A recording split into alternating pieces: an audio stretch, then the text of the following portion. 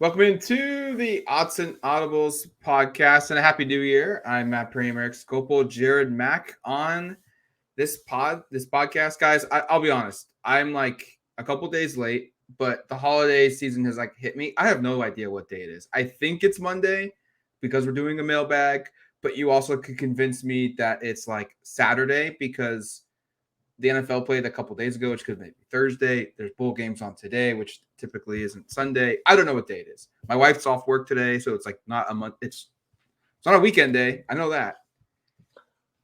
Matt, it's actually Thursday. I'm just kidding. No, Damn it. You good deductive reasoning and figuring out what day of the week it was. You could also look on your phone. It's a tip. Yeah, that's true. That's true. But we're gonna dive into this mailbag. A lot of questions that were submitted. We appreciate those. And it's kind of that part in the year, guys, where football is still king, but other sports are going to start making their way in and taking some territory now. Yeah, no, I kind of like the way the show is going to break down. The first three questions before the break are all football. Back half is going to be men's and women's basketball related. Got about 20 questions I think submitted, and I'd say about a quarter of them were non-football related, which is definitely the high since probably last spring. So fun to talk about some other sports here on the back end. But let's start with a question from one of our favorite question askers at Nash_Duccaneer, who asks. First starts off with a thing that I guess we'll read out here. Happy New Year's, fellas. Happy New Year's to you, Nash, and to all those listening. What would you say is Oregon football's New Year's resolution for 2023? I actually thought of two, and I'll see what you guys have here, but I kind of thought about this, how I would approach resolution. So the first one is they need to cut some weight. They're about 10 scholarships above probably where they ultimately need to be, maybe even a little bit more. And I hate to talk about it in these terms. I have the number if you'd like it. Yeah, what's the number exactly? I think, was it 92, 93? They are at 91. 91. So, yeah, they need to lose 6, and that doesn't account for possible additions going forward, which is where you probably do need to see they're recruiting a couple more players. In fact, Ashton Porter, I think, Matt, he's correct me if I'm wrong. He's supposed to make a decision, I believe, tomorrow at one of the Today. During the halftime of the Under Armour All-American. Okay, Bowl. so keep an eye out for that. So that if he were to pick Oregon, which I think the consensus right now is, that would bring you to not consensual. Maybe it's the decision, Jared. It's a big decision. The decision would be consensual. This is terrible. Unless you're Peyton Bowen, I guess. All right, let's continue. But regardless, they do need to cut some scholarships here because they're about 6 over now, and I think we can all kind of expect, using logic and the kind of the number of players they're still in on, that they need to probably cut 4 more on top of that just because they're still actively recruiting players. I don't think this all happens now. I think you're going to see a fair number of players stick it out through spring. Remember, the 85 doesn't come into play until the season starts. So you do have some time here to sort all of this out. But the roster still needs to make, there's still some decisions that have to be made. They kind of need to, like I said, to trim. I hate to use the term trim fat, but they need to cut some scholarships. They need to get some players out of the program, which I hate talking about it again in those, in that fashion. But that's just the reality of kind of the difficult offseason juggling you're in right now with the way the portal works, and with the fact that the NCAA has removed the 25 scholarship limit that allowed Oregon to sign, I believe, 28 in the fall, and probably several more now in February. So that's number one, is they need to cut some players. They need to make some room. And then the second one is, I think defensively, you just need to get a lot better.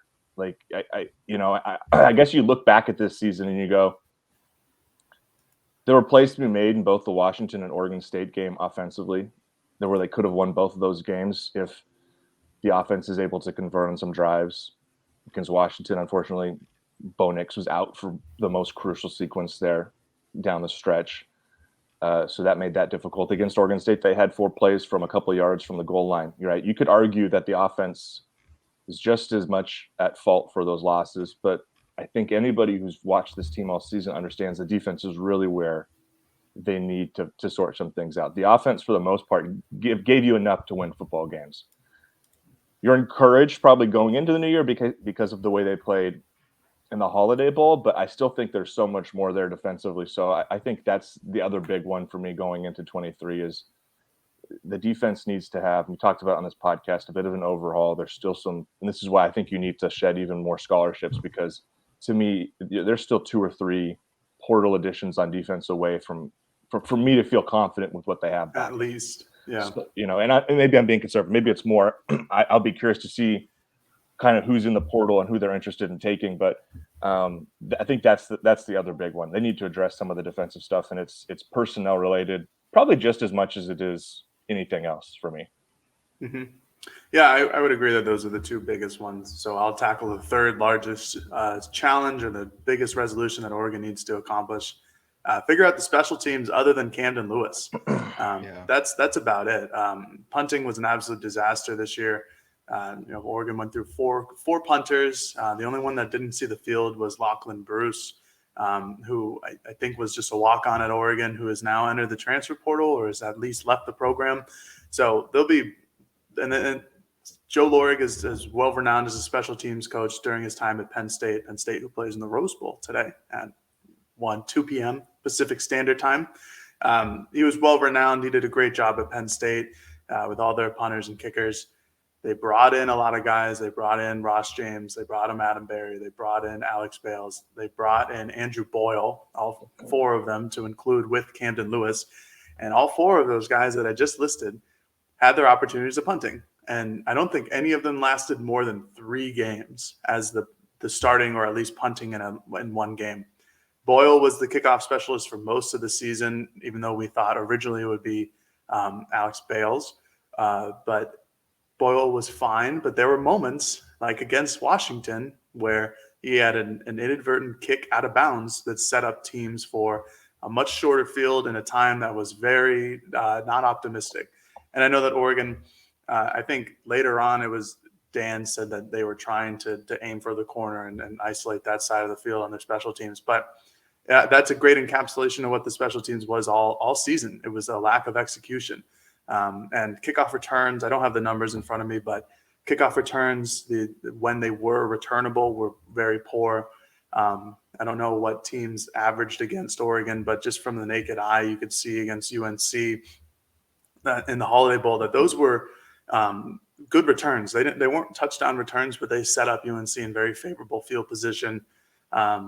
Oregon has seemingly tried to address this in the recruiting cycle with Grant Meters, a kicker punter, more of a kicker, not on scholarship, than Luke Dunn, who is an Australian punter who exists and is on a scholarship. And although you can't find any information about him punting a football, he does come from Pro Kick Australia. There are no indications that he's excellent. There's just that you got to put your blind faith in Joe Lorig and Dan Lanning on this one by offering him a scholarship to be the punter. I expect that there will be more punting or kicking additions in the offseason just because they need it. They just need the depth there instead of just having two kickers on the roster, or 3 kickers on the roster, with Boyle coming back with Lewis. But this just needs to be solved. And it also needs to be solved on the coverage scheme. But this kind of plays back into what Erik ended his segment with, of just this feels a little bit more personnel related in their struggles more than anything else. And again, now that Dan and Tosh and Will Stein eventually are recruiting their guys, I think Joe Lorig is having a hand in that. And he's recruiting his guys to be the gunners, his guys to be a potential long snapper, his guys to be on the special teams unit. So I think that's, to me, after Erik took the top 2, that's number 3 for me in terms of specific New Year's resolution that this staff needs to accomplish. A couple real quick from me. Red zone success offensively for Oregon. 63rd in the country in getting points once they got into the red zone. That needs to get better. You need to be better in that category if you're going to be a team that gets to the college football playoff, if you're going to be a team that wins your conference championship. I mean, just a quick look at the top of the group. I mean, 3 of the 4 teams in the college football playoff were in the top 10. Georgia and Ohio State were 1 and 2. Georgia scored 97.4% of the time they got into the red zone. Michigan was 10th. And then I'm just quick scanning here. I don't see TCU in the top 25 or 30 or so, but that number needs to get better regardless. You're in the 60s. That can't happen if you're Oregon. And then on the flip side, like I know fixing the defense is already mentioned, but in particular, third down defense, Oregon was atrocious. 124th in the country. 47% of the time an opponent converted a third down conversion against Oregon. Maybe that's being more successful on first and second down so that you don't get yourself into a third and short or a third and a yard type deal. But it wasn't just that this season. How many times in a game did an opponent convert a middle to long pass for 9, 10, 12, 13 yards for a first down on third down? That needs to be, the whole defense needs to get better. But that in particular, the money downs, as Oregon calls them, they had a lot of opportunities this season to get off the football field or to prevent a touchdown and instead force a field goal attempt. And they just failed to do it because 47% of the time, the opponent got a first down. And then, I haven't even looked at their fourth down numbers. I would be really curious if I could do this really quickly, but I'm imagining they're going to be probably the bottom half of the country there as well. A quick scan, and 55th in the country, 48%. So, that's still, it's not terrible, but it's also not really good either. And they were top 20 in fourth down defense for part of the year, but then they finished really poorly because North Carolina had 3 conversions on fourth, and I know Oregon State had a couple as well. So that was one where they kind of limped to the finish line. I agree. Those are two. I think that's a nice way to kind of end that segment, Matt. And we kind of talked, Jared and I did kind of big picture sides of the ball. You kind of isolated on a couple of individual things where I'm in total agreement. Third down defense was probably the most glaring situational problem for this team to me all season. It was a terrible first half, by the way, in the Holiday Bowl. I think you have to commend them for playing much better on third and the second, but you're totally right. That was never something that was a strength for this team. And then red zone offense was so hit and miss. Like there were games where they couldn't be stopped around the goal line. And then there are other games where, as we saw on arguably the most, decisive series of the season against Oregon State and Corvallis, where they had 4 shots at it from a couple of yards out and couldn't punch it in. Just too many instances kind of like that in big spots. And again, I think the offense, as I said, I feel really good about where the offense is at. I think at some point this week or next week or sometime we'll kind of start previewing what a hypothetical 2 deep might look like for next year. I know Jared and I will discuss that off show, but I think the offense is going to be really talented. And if Will Stein can kind of continue to be a plus quality play caller, Oregon will be fine offensively. But you're right in terms of that is an area of the field where they just weren't consistently quite good enough. All right, second question from @Ducks2124. How would you grade this season? And then he goes ahead and gives his own explanation, and we'll kind of give ours after. I'm going with a B-, with the positives being winning a bowl game, 10-win season, a top recruiting class in the Pac-12. Negatives being the embarrassing loss to Georgia and losing to the Huskies and Beavers. I hope it's not a harsh grade. I did not expect Oregon to beat Georgia, but to lose that badly with Lanning having multiple months to prepare. Also, I don't like losing to the Huskies, but to lose at Autzen made it worse, and don't get me started with the OSU meltdown. The second half of that, I think it looms large with anybody trying to kind of assess this season, right? Of terrible first impression for this season, right? Couldn't really get any worse. Did we ever find out, is that the most lopsided Oregon loss to start a season ever? I don't know if we talked about that in the moment or not, but it has to be really close. It has to be. If it isn't, it's very close because they got absolutely rolled. And as we've seen now with Georgia, who is 2-score favorites to win the national championship, it's not like Oregon lost to a bad team. They lost to what I expect to be quite good. Yeah, I expect to be the very best team for a second straight year. So, but you're right in terms of it's not a great first impression, regardless of opponent, to just get steamrolled and for it not to be competitive really past the first few drives of the game. And then the Oregon State Washington stuff was just a devastating way to end a season that had so much promise when you went 8 straight. So I get the frustrations there. I'm probably a slight grade above what Ducks 2124 is offering. I'm going with a B. Was asked this very similar question on last Wednesday, I guess it would have been, the live stream Matt and I did following the victory over in North Carolina. I think B is probably where I land. I mean, you established what they did accomplish. To me, obviously, you mentioned the Oregon State and the Washington losses. To me, why I take even a little bit further off of, like, if you're deducting grades and you're going to start with like an A grade, you take off for the losses, but to me, you also take off for the fact that the goal of this team year in and year out, one of them is to reach the Pac-12 championship game and to win it. And Oregon had reached 3 straight going into this past season. And to be in a driver's seat going into the last month of the season there, where, gosh, I don't know what the odds would have said if we would have had Kornacki on the show breaking down all the Pac-12 championship odds. I bet Oregon was like a 90%. They were like plus 125. Right. I'm just saying, like, what the percentage, like, if because Kornacki does like the NFL playoff odds. But I'm like guessing, like, before going into the Washington game, Oregon had to have been like 90% plus to make the conference championship game. Like, it was almost a foregone conclusion for most of us that they were going to be playing in that.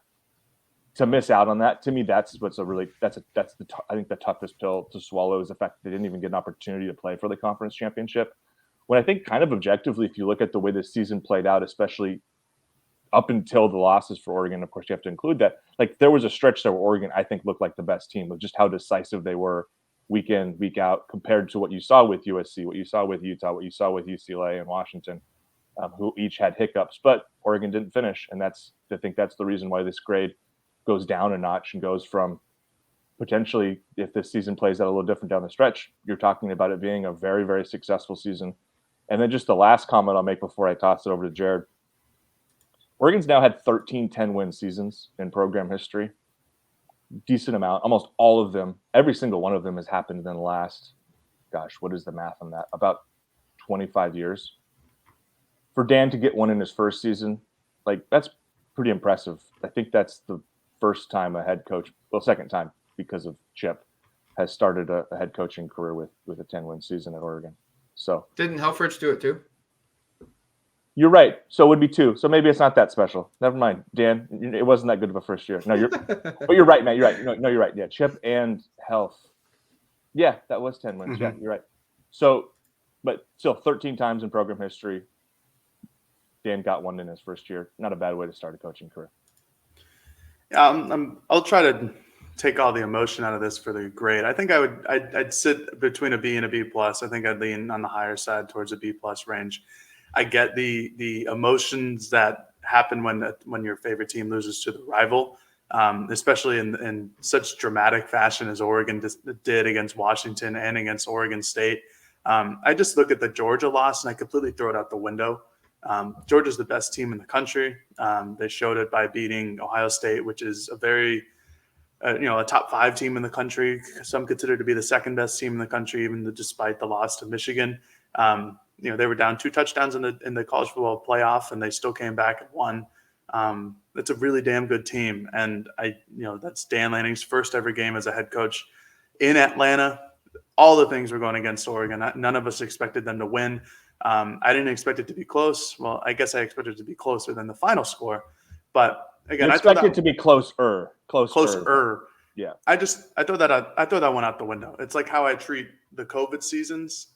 Boom, gone. It's such a disadvantage for most people. So, and if you look at it, if Oregon decides to play Portland State like they are next year, that's add another win on the schedule. Add another win, so it's like 11-3 season. And then you look at the fact that Washington and Oregon State are actually both very good. Oregon only lost to really good teams this season. Washington's a top 10 team. Oregon State's a top 15 team, and so is Oregon now after ending the season with a bowl win. So then you look at what Dan was able to do with people who just aren't his guys. And I know that the people that Mario brought in were talented players, but he did a lot to me, and especially with Kenny Dillingham and the hires that he made. I thought he did a lot with who the program had already assembled, who the transfers came in, that I don't think that the prior staff figured out. I thought that he unlocked a couple of new things with players who were already on the roster. You bring in a top recruiting class. Them and USC are right there 1 and 2 for the total or the Pac-12 crown of recruiting. I just think it was a good season for Dan. And I think the issue of why people think it's a poor season is the expectations suddenly change. At the beginning of the season, the expectations were a 9-10 win program, right, for Dan and Oregon, just because of the uncertainty of Kenny Dillingham, the uncertainty of Dan Lanning, the uncertainty of most of these hires because they were no name guys like Carlos Loughlin. Nobody knew who he was, and everybody was like, Dan, why did you make this hire for a guy who's only been a high school coach and like an off-field recruiting coordinator at Florida State, who had 1 year as a running back coach at Western Kentucky? Like, what is going on? But and that's why Erik and I, we predicted a 9-3 regular season, just because that seemed to be the watermark or the waterline there, and the Mendoza line I thought was a 9-3 season, and that's exactly what happened. And for Oregon to get their 10th win, I think is huge for Dan moving forward. A bowl win in his first season, I think, is big moving forward as well. With the expectations changing after the 8 straight wins, and suddenly it's college football playoff or Rose Bowl bound or Pac-12 champion or bust. And I know that's how college football works. I think that gets lost in the fact that things were different at the beginning of the season, but obviously they change when you do well on the field. But I just think that Dan had a fine first season. I think that it was good. I think that the team played well. I think that the trajectory of this Oregon program has not changed course after Mario Cristobal left. I think it's still continuing on an upward trajectory. Yeah, I think I said on that podcast with Erik and I live streamed after the game B+. My opinion doesn't change. The Georgia game, like, we all thought they would lose. We didn't think they would lose in the manner in which they did, but it's still the opponent. And I mean, Kirby Smart doesn't make the comment that he made afterwards if he doesn't believe that Dan knows it too, where it's like, look, we have better players than they do. And, he knows that. And I think Dan would never say that publicly. But deep down, he probably did know that. And Jared's right. Mario Cristobal's recruiting class the last couple of seasons have been really good. This is a talented roster, but they're not Georgia level talent yet. And so I'm not too worried about that. It's just the manner in which Oregon State and Washington losses came in a 3-week period. If those were spread out, I think the fan base would be a little more receptive to the overall arcing of this season. But the fact that you went into November, like Erik said, with the clear-cut path to not only winning the league, but probably playing in the college football playoff if you had won out. And then losing 2 out of 3, even going into that Oregon State game, knowing you're not in the playoff, but if you just win that game against Oregon State, it doesn't matter what happens in the Pac-12 championship game because you're going to the playoff. You're going to the Rose Bowl because if you win, you secure it. And if USC beats you, you still go to the Rose Bowl because they would have been in the playoff. But 10 wins is still a big accomplishment. I thought turn the season around after that Georgia game, he easily could have lost the locker room, like Mac Brown said, ahead of the North Carolina Holiday Bowl game. And then I don't want to make too much about a bowl game, but I just think the players that they were without, whether it was opt-outs, pro declarations, injuries, transfers, the roster that they had and the opponent that they were playing, to make some adjustments. It wasn't always pretty. They didn't have their offensive coordinator. And to make the adjustments that they needed to make in that halftime to turn things around and to come back and win is pretty cool. It's pretty big. It's a good launching point for next season. So you win. If they had lost that game, I probably would have said a B-, but because they win, they get the momentum that comes with it going into the offseason where they're one of the few teams out there that wins, has a win to end their season. I'm going to say a B+ again. And just one last thought before we get to the third and final question before the break. Not all seasons are fair. And I think if you played the last 3 games 100 times and Bo Nix doesn't hurt his ankle the way he did, I think Oregon wins at least one of those two games. I'm pretty confident of that. And they had opportunities to obviously win both those games, even with the circumstances. But how different does that change? I just think you look at that sequence there, and we don't have to rehash it over and over again against Washington, where you have the high snap and then Nix gets hurt 2 plays later. That really just shifted the whole trajectory of that last 3-game period there. And we might be having a totally different discussion. And that's how football works. That's how sports work, right? It's a game of inches, as they say, and it makes it just a challenge to kind of assess on the fly, because we're a healthy Bo Nix away from Oregon maybe winning 11 games and playing at least in the Pac-12 championship. And who knows what happens if they face, it would still, I think, be USC, depending on how all of it, if you did it 100 times, how it would all kind of factor out. But that's the way sports are. And the encouraging thing is, going into 23, you have a quarterback who proved this year he was never, even when he was injured, kind of not up for the moment. I thought just that to me was a really encouraging part for 22, and now for 23 is with Bo, is that guy's a warrior, and he plays his tail off, and he never says die. And I thought you saw that come together, especially throughout the season, but even in particular that kind of last couple of drives against North Carolina. This guy was clearly not at his best that whole game, but boy, did he step up when it mattered most. And I think you have to be really encouraged going into 23 with what you have at quarterback. All right, third and final question before we head to the break from Jay McCallum 4. I would love a year-end review of the stock game from the beginning of the season. I haven't updated my spreadsheet yet in hopes that I will be able to compare it to Jared's for accuracy. Curious to see how it all shook out. Hashtag Autzen Audibles. Appreciate that someone had a spreadsheet keeping track of this as well. How about that? Appreciate that. Jared, I'm going to toss it to you in a moment to kind of recap it, but just to kind of, for those who maybe weren't season-long listeners, Jared came up with a really fun stock game right before the season started. Yep. And the concept was to basically use previous stat values. We each had a budget of, what was the budget we had, Jared? So $500. $500. Yeah. And we could each buy, and then depending on how the stocks operate over the course of the season, we were going to see net success and kind of compare how we all did. We got maybe one update middle of the year, but I don't think we did one for a while. So I'm happy that this listener recommended we bring this back for a final end of year review, because I'd kind of honestly forgotten a little bit about it.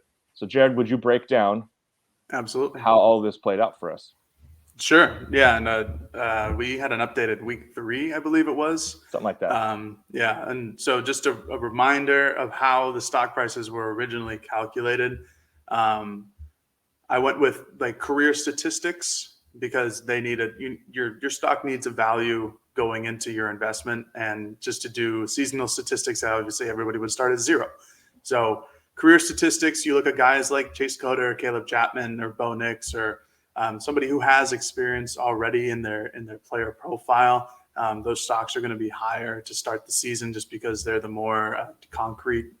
It's like buying Ford or buying Amazon, stocks that have already been established for a long time here. So I'll just do how many shares we bought.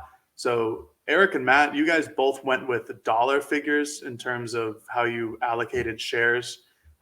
So Erik, you bought $25 worth of Dante Thornton, $50 worth of Terrence Ferguson, $50 worth of Troy Franklin, and $50 worth of Cam McCormick. Ooh. For your initial offensive allocation. Matt, you bought $25. Matt, I think you went $25 for every player. I did.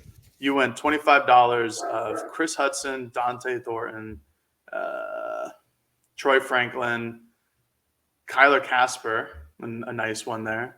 Yeah, didn't show up much from, though. I don't think he had one catch. I went safe. I didn't see a lot of growth here. And then Seven McGee, and then I went by shares. So I bought shares of people, which sounds strange, but I bought shares of the player. Excuse me. I bought 50 shares of Thornton, 50 shares of Ferguson, and then 35 shares of Seven McGee. Matt was the only person to invest in a quarterback with 1.9 shares of Bo Nix. We had multiple running back investments. Erik, you bought into Noah Whittington stock. Matt bought into Bucky Irving, Cardwell, and Jordan James stock. And then defensively, whole bunch of players here. I think the biggest ones were the biggest investments, were the Justin Flo investments. Eric, you put in $150 worth. I put in 200 shares worth, which is $152. We put like all of our defensive allocation did. on Justin Flo, and it kind of missed. It worked. It kind of no. It worked. It hit. Okay.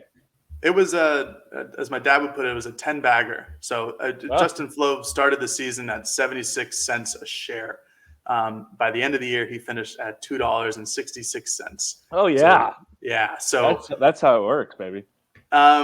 Should I give the year-end result, or should I go over some guys who like doubled or tripled their value first? What do we think?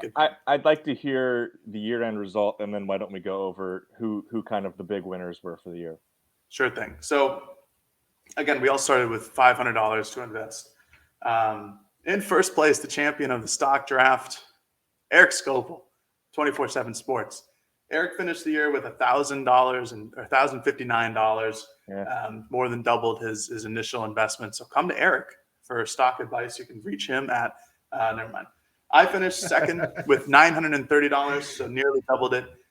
Matt, you finished in third with $610, so you did earn some. I mean, 100. That's a pretty decent improvement there, Matt, over year, right? You'll take that. What is that like? I mean, I treated this too literally. I mean, my whole strategy was like long-term growth, and I went equal across everything, so I never really got hit hard by Justin Flo like you guys did.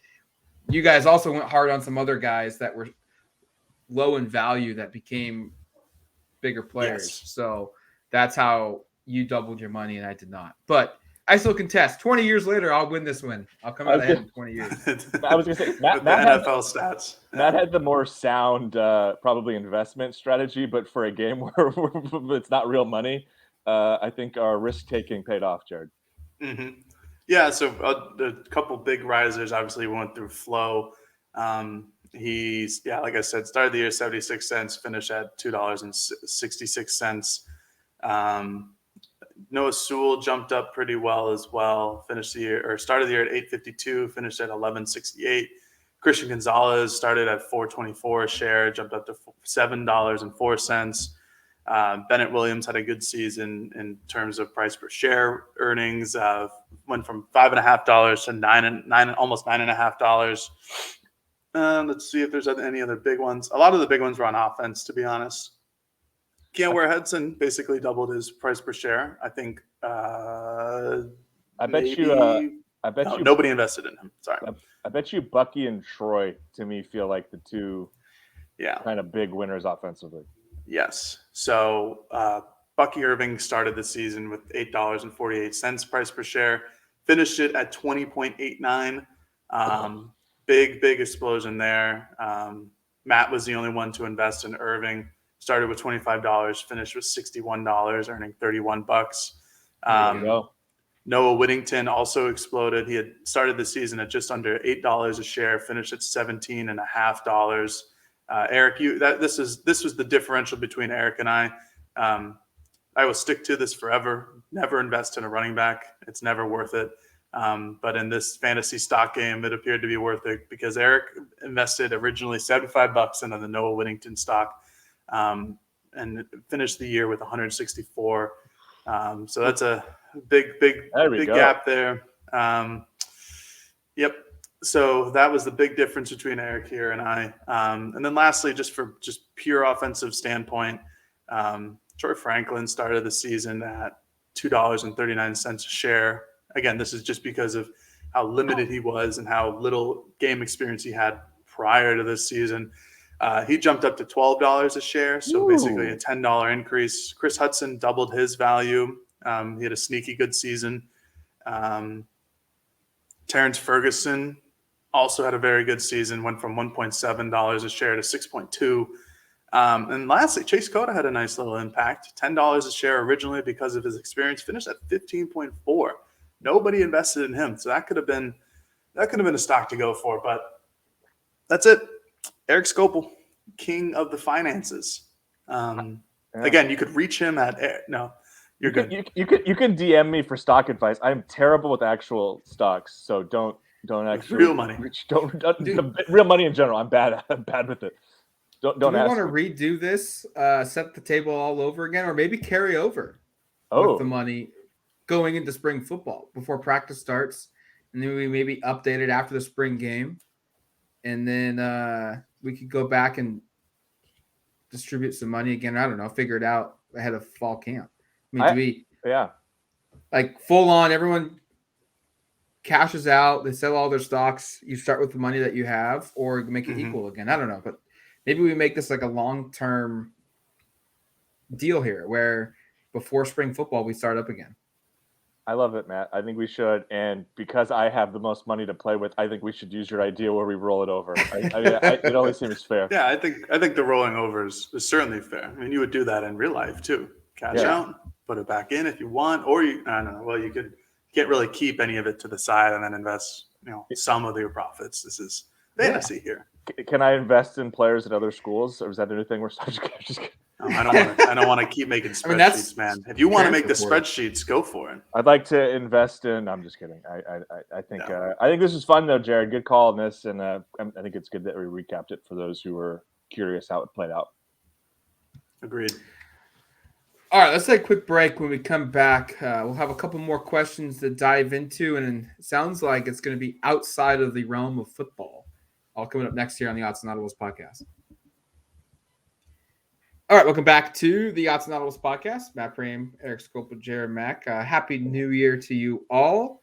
3 questions in, 3 topics in. We've got a couple more to go to wrap up the show. All right, this one's coming right to you, Matt, because it's a men's basketball question from @ChriserCDPHoops.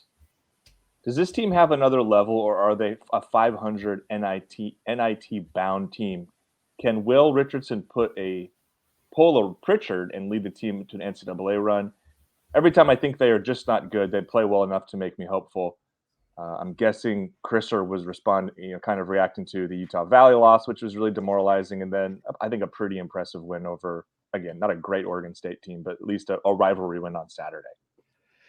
The last time I saw them play was Utah Valley, because I was in a wedding the day of tip-off of the Oregon State game. So Jared will have to speak to more of just how they looked in that one compared to Utah Valley. But yes, this team has another level. Technically, yes, they do. They have a couple more levels that they can get to. But it's all going to be dependent upon the health. And it's an unfortunate answer, but that's the reality that they're in. They're still without Keyshawn Bartholomew. They're still without Jermaine Couisnard, and they're still without Nate Biddle. I think this isn't trying to devalue Biddle's worth, because he certainly can help this program long-term and help this team win some games. But they have the big guys right now with Dante and with Ware and Guerrier, and the guy that's basically made Dane Altman have to play him, Luke Ware, someone I don't think we ever would have said. So they've got the depth that's needed to play with their big guys. Could they use another one? Absolutely. But Couisnard and Bartholomew are more important right now, because Will's having to play almost 40 minutes, if not 40 minutes, every single game. They need more ball handlers. They need more shooters on the field, on the court. Biddle could help with that shooting regard, but if they can get those guys back, and they can get those guys back maybe potentially for this week's games in the Mountain Schools, but probably more realistically next week against the Arizona schools, get them back, get them into rhythm, get them kind of into the groove and acclimated to what they're doing. Maybe by February, they're firing on all cylinders and they'll have room to make some plays. They've got 12 games left against net top 100 teams. A couple of those are going to be quadrant 1 games. A couple of them are going to be top 50 games, home or away, which really dictate things. They need to win this weekend, probably both games, at Colorado on Thursday, at Utah on Saturday. And then you need to split at home at worst against Arizona State and Arizona. Ideally, sweep them would be huge. But this team's has multiple levels to get to. If they get hot, yes, they could make a run because they have the talent. It's just They haven't practiced well together. They haven't had enough bodies consistently to practice full go. And they've put themselves in the 8 ball because of it, because they've lost some games that they absolutely should not have lost to Utah Valley and UC Irvine. It's getting late in the season. It's January. These guys still aren't back. And like Matt mentioned, I think the guard depth is really evident on this team right now. I covered the Oregon State game. Oregon, went into the half with a 13-point lead and then lost it, and then we're down by a couple. Came back. Will Richardson, Onions, had a good game, very clutch.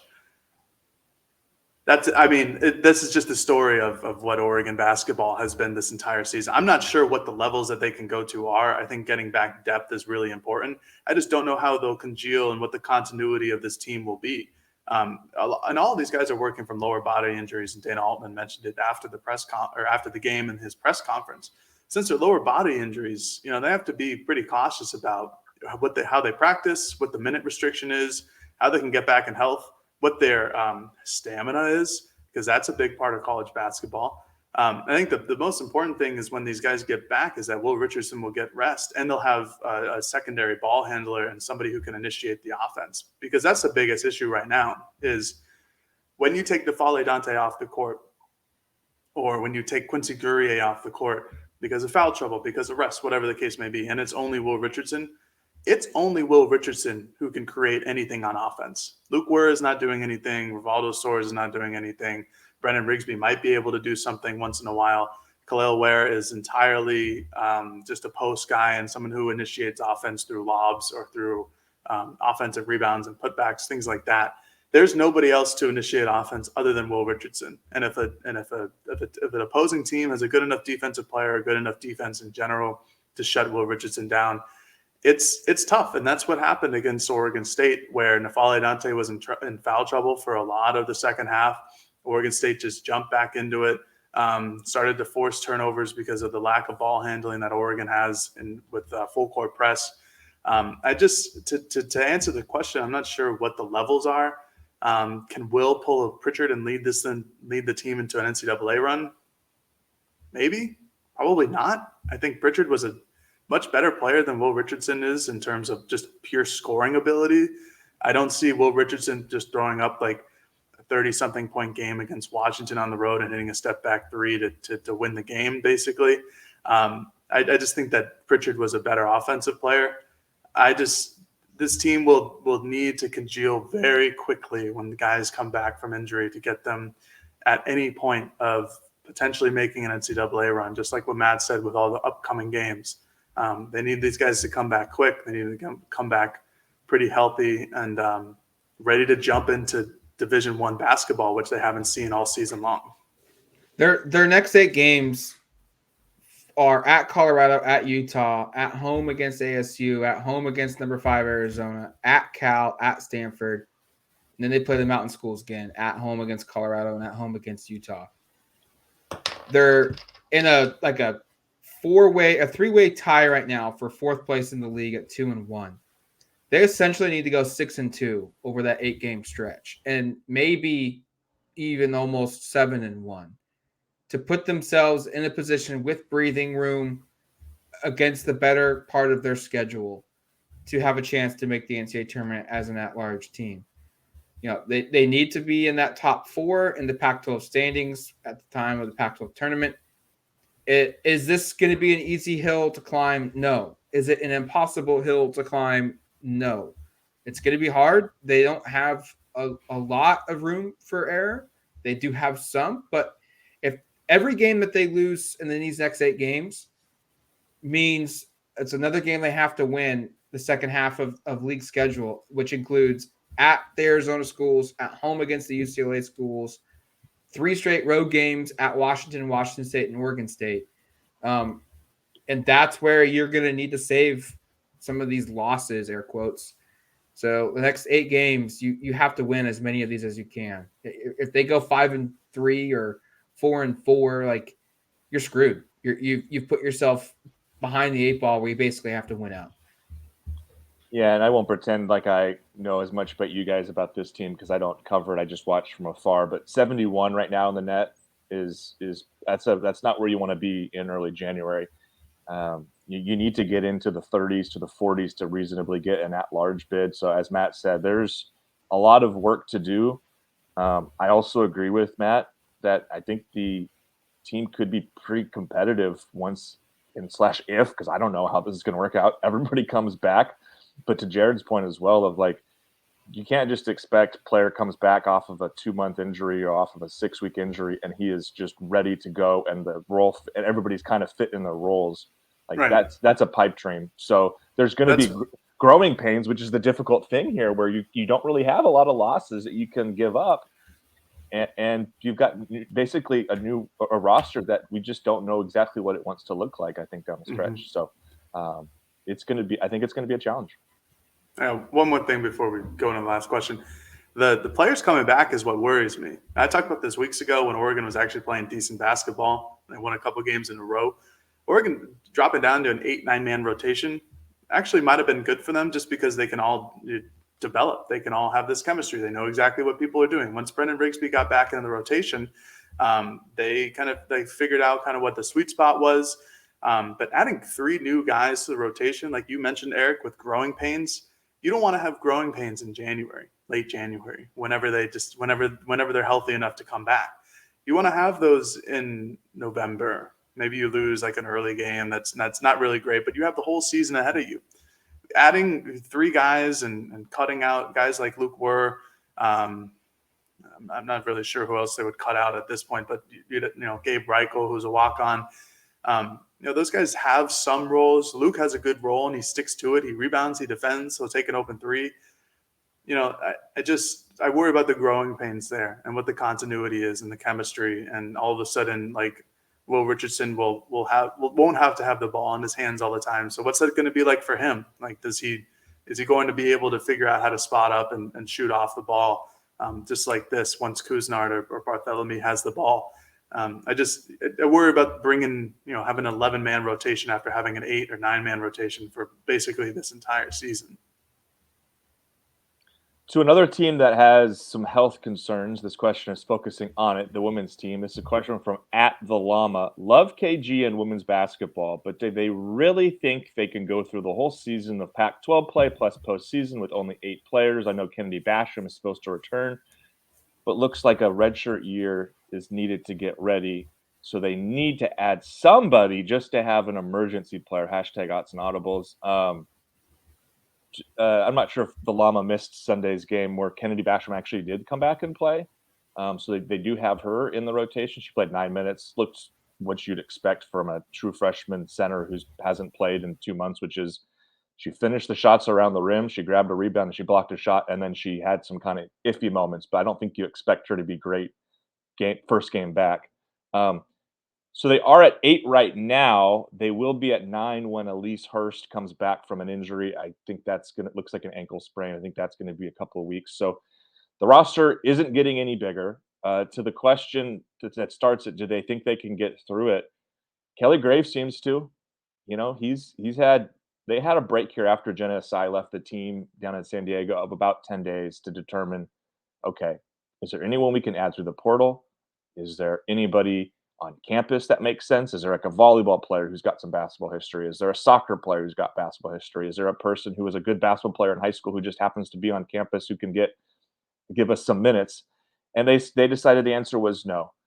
Sammy Wagner, a 4-star top 30 recruit in the 2023 class, is about to enroll. She might be on campus in Eugene as we're recording this. She'll be enrolling by the time, January 9th, I think, is when class starts.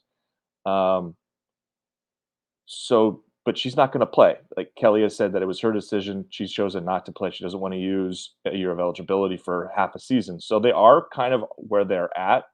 And Kelly even said after, I know it's easier to say after a win than after a loss, that they feel like the depth thing and the lack of players is kind of maybe being built, too much is being built up on it. And I probably agree and disagree with his comment. His comment was basically, this time of year, everyone's playing a 7 to 8 player rotation, which is true.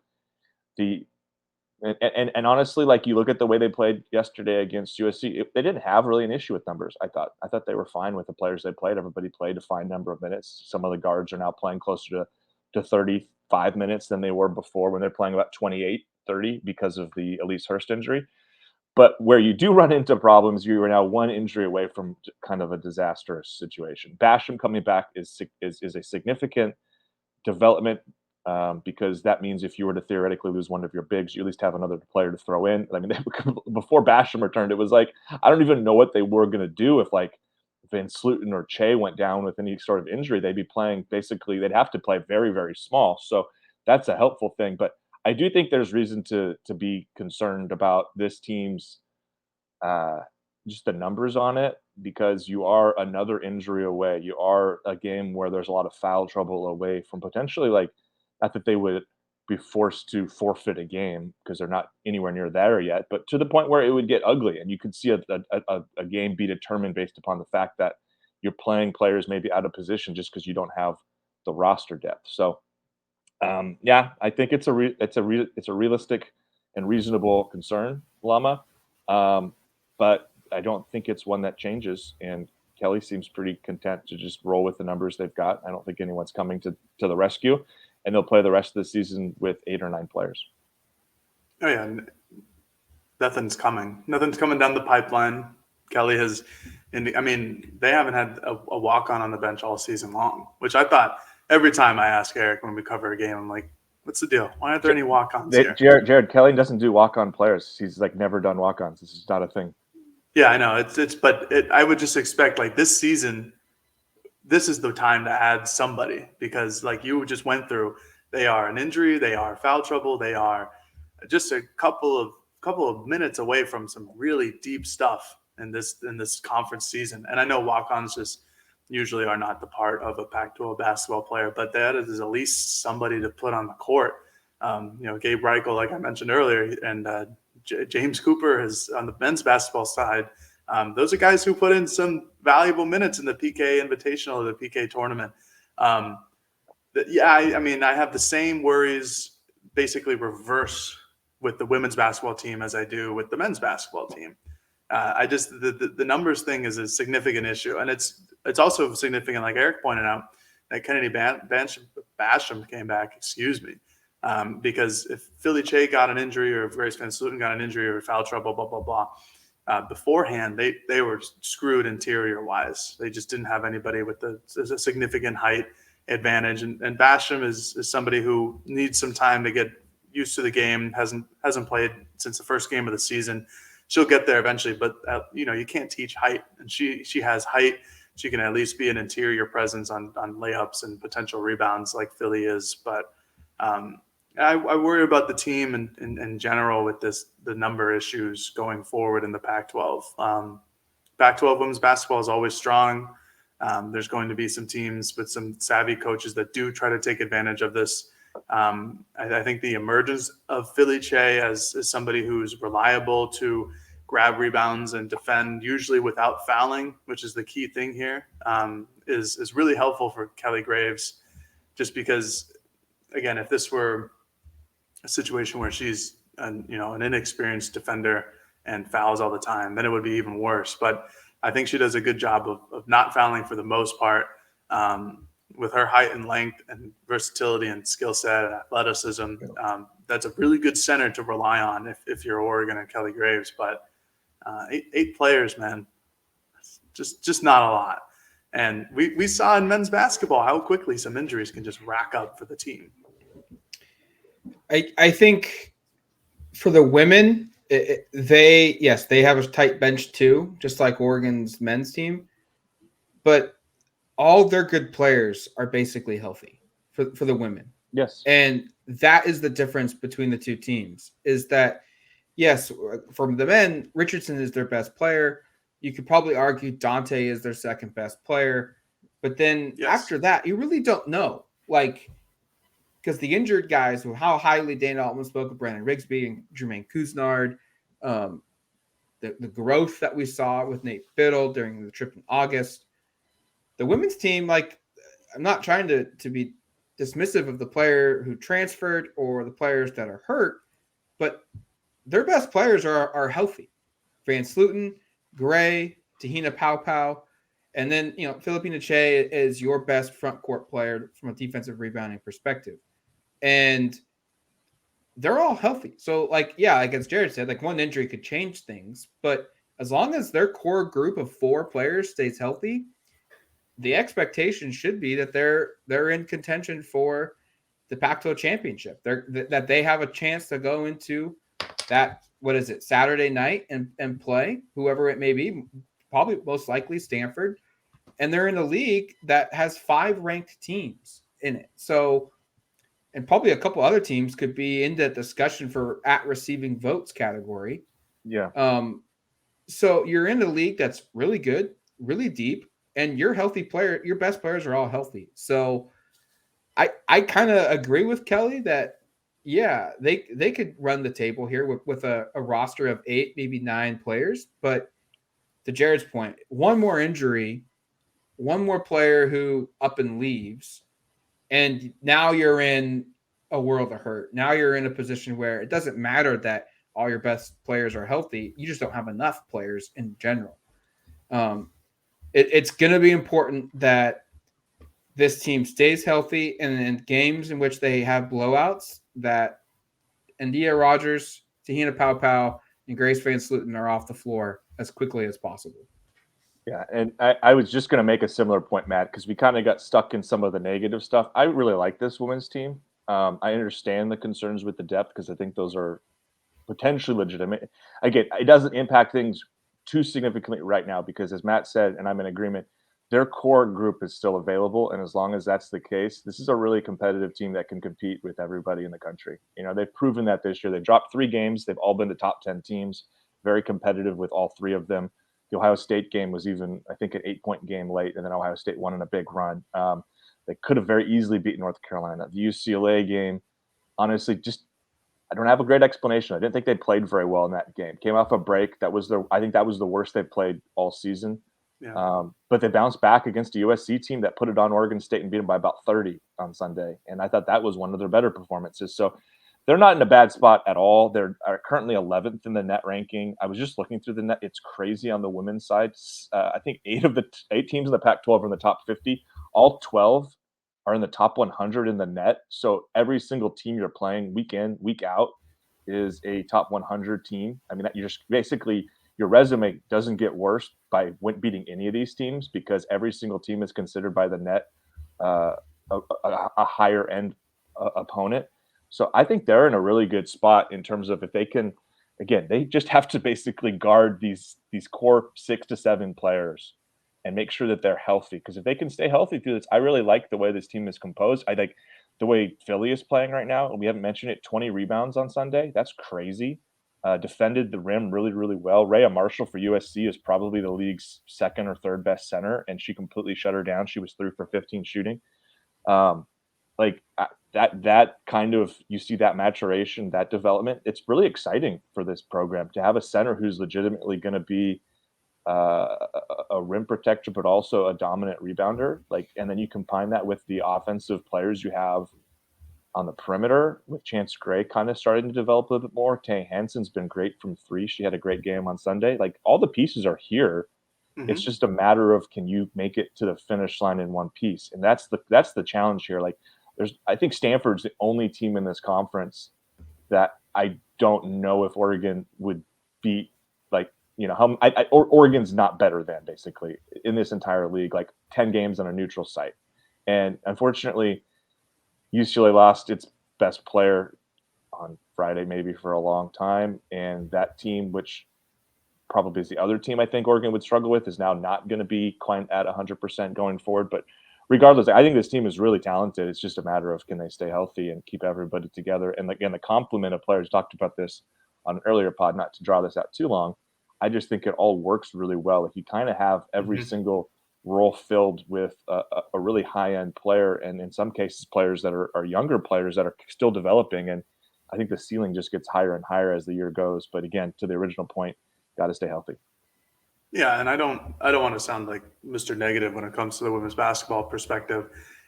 Depth is always something that I'll worry about for any sport. I just think it's extremely important when you can have enough depth of people who are capable of playing at whatever level of competition you are.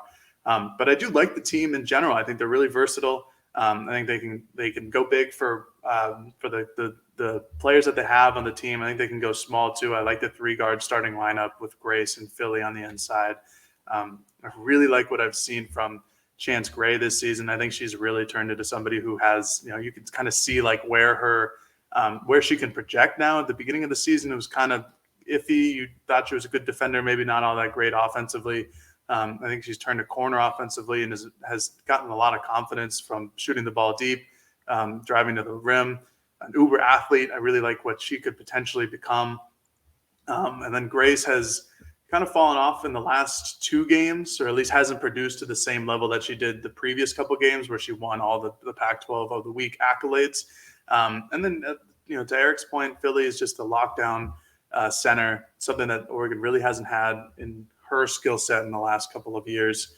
They've had great centers in previous years, like Ruthie Hebert, but she's a different type of center. She's all of 6'7", almost 6'8". Shot or rim protector, rebounder, 20 rebounds this past game. And then India Rogers and Tahina Paopao. I mean, Rogers could be one of the best players in the conference, except if it weren't for Stanford, who seemingly has all the best players in the conference. And then Paopao is a little inconsistent, but when she's on, she's on. She's an excellent complementary piece to India Rogers, who sets up the offense. And I really like the team as well. I think Kelly has a good group there. I think this is more of a style of his team that he wants to coach than it has been in the last 2 years, ever since Sabrina left. But I just worry about depth, because it just takes, like, Elise Hurst, who is a good complementary role player as well, just takes an ankle roll. And if it's one way or the other, that's like 1 week or 3 to 4 weeks. So I just worry about that. And that's really the only concern with the women's basketball team, other than their defense sometimes, but it's a Kelly Graves team. So they play defense every once in a while. We're going to see how both teams play out towards the second half of the season, or maybe the last 2/3 of the season, really. Lots of games left, lots of storylines to follow. We'll cover it all on Duck Territory. And then, hey, like, football is still football. There will be news rolling out today, tomorrow, and into next week, into next month. And then before you know it, spring football will be here as well. So it's always a busy time at the Autzen Audibles Podcast, also on duckterritory.com. I highly encourage you guys to check it out. And until the next one, you've been listening to the Autzen Audibles Podcast. Talk to you later, folks. Peace.